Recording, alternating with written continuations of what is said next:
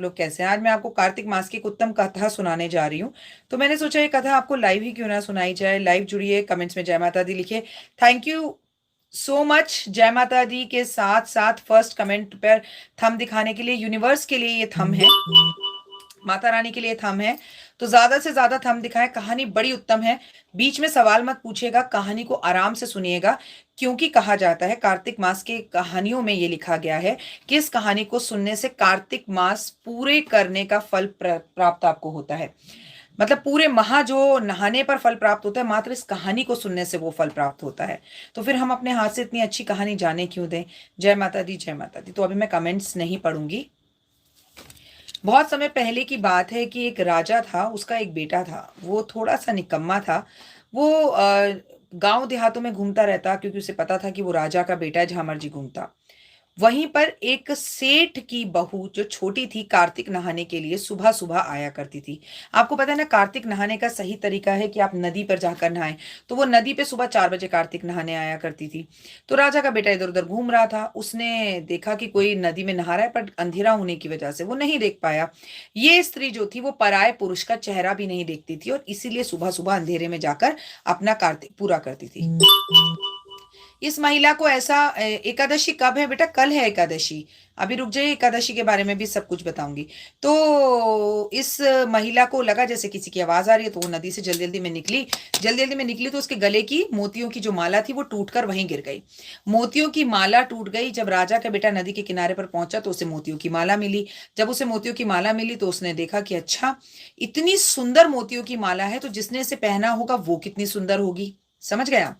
अब उसके मन में जो है थोड़ा सा डाउट आया कि मुझे इस लड़की को कल भी देखना है, और मुझे देखना है खूबसूरत कितनी है। वो शादीशुदा थी।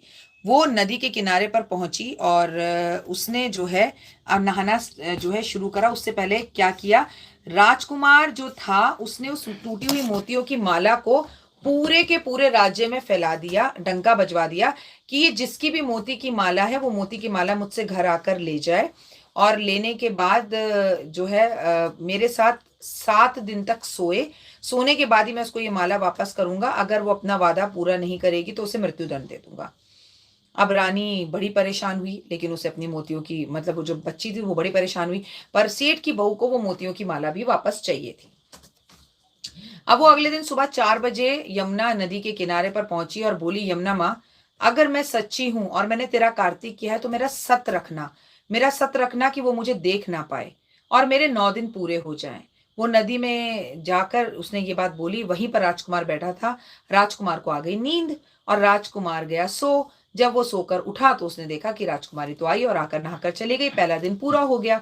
अब उसने क्या किया, एक तोते को खरीद कर लाया। अगले दिन उसने तोते को बिठा दिया कि जैसे ही राजकुमारी आए तो ऊपर पेड़ पे से चिल्लाना शुरू कर देना, वो आ गई है, मैं सोऊंगा नहीं, मैं उसे देख लूंगा।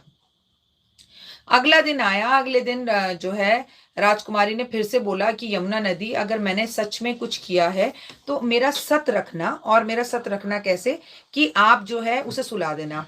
अब इससे पहले कि तोता कुछ बोलता, उसको नींद आ गई और वो सो गया। दूसरा दिन भी बीत गया। तीसरे दिन उसने कहा, मैं अपनी उंगली चीर लूंगा, काट लूंगा, मुझे इतना दर्द होगा कि मुझे सोना ही मुश्किल हो जाएगा। उसने अगले दिन अपनी उंगली काट ली। तोते ने दूर से देखा, लेकिन रानी ने, फिर उस बच्ची ने फिर से बोला, बहू रानी ने, कि मेरा सत रखना। वो उसकी उंगली कटी हुई थी, लेकिन वो सो गया। उसने ये दिन भी बीत गया। अगला दिन उसने कहा कि मैं आंखों में मिर्च डाल लूंगा, लेकिन मैं उसे देखकर ही रहूंगा। उसने अगले दिन आंखों में मिर्चें डाल ली। तोता बोला वो आ गई है, लेकिन माँ ने सत रखी और राजकुमार सो गया। ये दिन भी बीत गया। उसने अगले दिन सोचा, चाहे कुछ भी हो जाए, मैं 2 दिन तक कुछ खाऊंगा नहीं, भूखा रहूंगा, आज से ही भूखा रहूंगा, कल वो आएगी तो मुझे नींद भूख के मारे आएगी नहीं। लेकिन माँ ने उसका सत रखा। करते करते 9 दिन पूरे हो गए। अब 9वें दिन जब नहाकर बाहर निकली वो बहू रानी, तो उसने तोते से कहा कि अपने राजकुमार से कहना कि मेरे 9 दिन पूरे हो गए। वो 9 दिन उसने कहा था कि जो भी मेरे पास आएगा, मेरे साथ रहेगा, मेरे पास आकर अंधेरे में समय गुजारेगा, रात गुजारेगा, उसे मैं उसकी मोती की माला वापस दे दूंगा। मेरी मोती की माला घर भिजवा देना। अब राजकुमार 9 दिन पूरे होने पर जब दरबार में पहुंचा तो उसके पूरे बदन के अंदर जो था कोढ़ आ गया।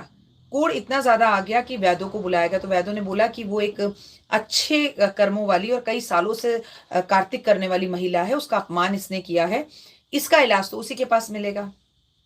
अब राजा मरता क्या ना करता।